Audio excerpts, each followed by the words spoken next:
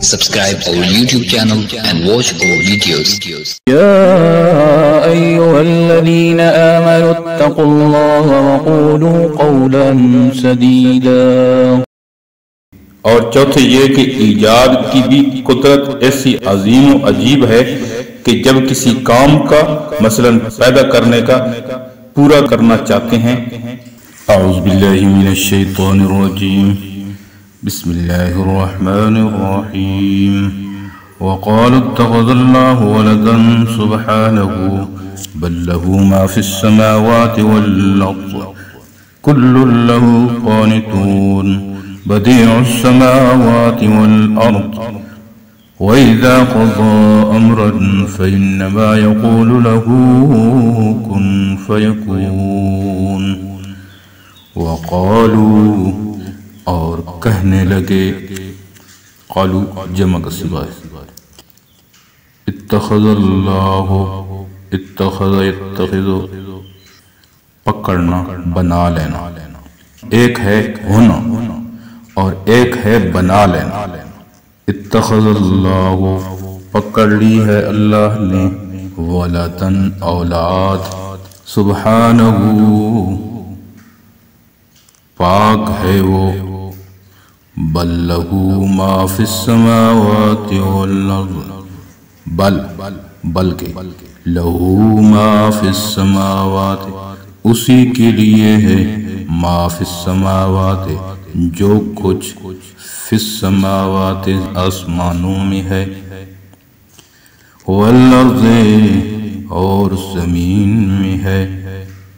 کل لہو قانتون سب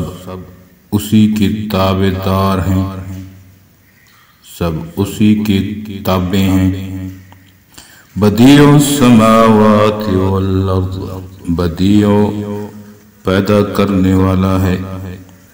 آسمانوں کو اور زمینوں کو خلق کا معنی پیدا کرنا اور ایک ہے بدیع یہ مادہ ہے اس کا معنی ہے پہلی دفعہ پیدا کرنا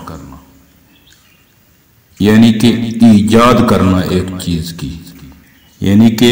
اللہ پہلی دفعہ پیدا کرنے والا ہے آسمانوں کو اور زمین کو وَإِذَا قَضَى أَمْرًا اور جب قضا حکم کرتا ہے فیصلہ کرتا ہے امراً کسی معاملے کا کسی کام کا فَإِنَّمَا يَقُولُ لَهُ تو پس سوائے اس کے نہیں انما سوائے اس کے نہیں یقول لہو کہتا ہے اس کے لیے کن ہو جا فیکون پس وہ ہو جاتا ہے یعنی کہ اللہ کا صرف کن کہنا ہی کافی ہے اور وہ کام وہ امر وہ حکم جو کرتا ہے وہ اسی طرح ہو جاتا ہے خلاصہ تفسیر بعض یہودی حضرت عزیر علیہ السلام کو اللہ کا بیٹا کہتے تھے اور نصارہ حضرت عیسیٰ علیہ السلام کو اللہ کا بیٹا ثالث و ثلاثہ اور مشرکین عرب ملائکہ کو اللہ کی بیٹیاں کہتے تھے جیسا کہ مختلف آیات میں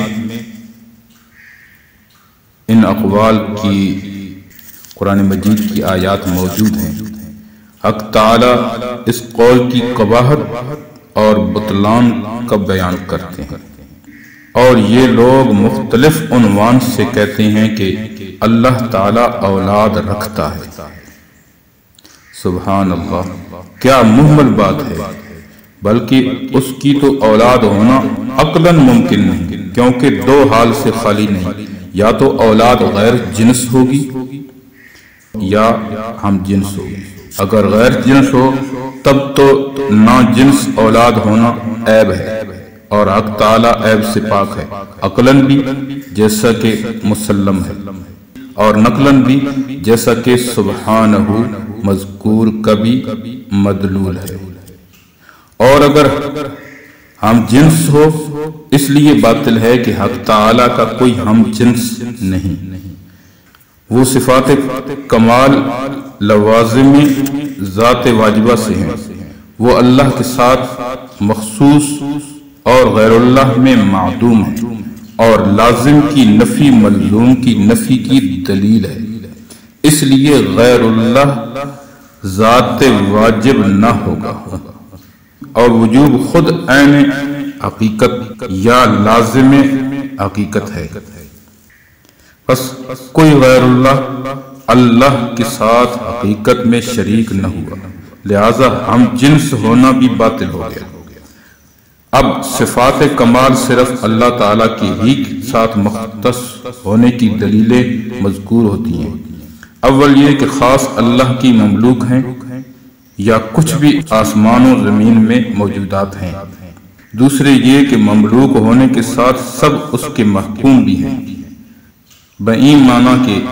ان کے تصرفات قدرت جیسے مارنا، جلانا وغیرہ کو کوئی نہیں ہٹا سکتا، گو احکام شرعیہ کو کوئی ٹال دے۔ اور تیسرے یہ کہ حق تعالی موجد بھی ہیں آسمان و زمین کے۔ اور چوتھے یہ کہ ایجاد کی بھی قدرت ایسی عظیم و عجیب ہے کہ جب کسی کام کا مثلا پیدا کرنے کا پورا کرنا چاہتے ہیں تو بس اتنی بات ہے کہ اس کو اتنا فرما دیتے ہیں کہ ہو جا، بس وہ اسی طرح ہو جاتا ہے۔ اس کو آلات و اسباب اور صناعوں اور معینوں کی ضرورت نہیں پڑتی، اور یہ چاروں امر بجز حق تعالی شانہ کی کسی میں بھی نہیں پائے جاتے، اور یہ مدعیان اولاد کی بھی مسلمات سے تھا۔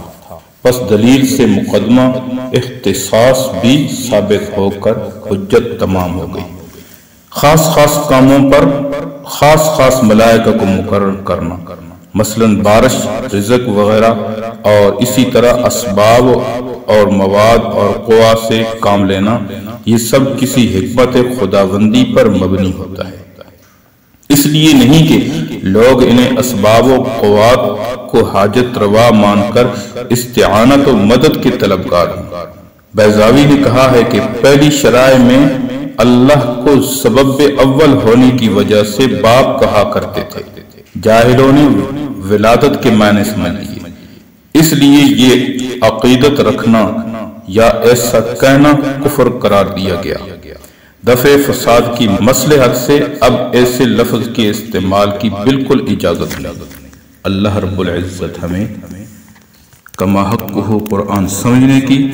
اور سمجھ کر عمل پیرا ہونے کی توفیق عطا فرمائے۔ وما علینا الا البلاغ۔ امید ہے دوستو ویڈیو پسند آئی ہوگی۔ ویڈیو کو لائک کیجئے، ویڈیو پر کمنٹ کیجئے، شیئر کیجئے اس کو، اور اگر چینل پر نئے ہیں تو سبسکرائب کر لیجئے تاکہ اسی طرح کی ویڈیوز آپ تک پہنچتی رہیں۔ شکریہ، جزاکم اللہ، السلام علیکم ورحمۃ اللہ۔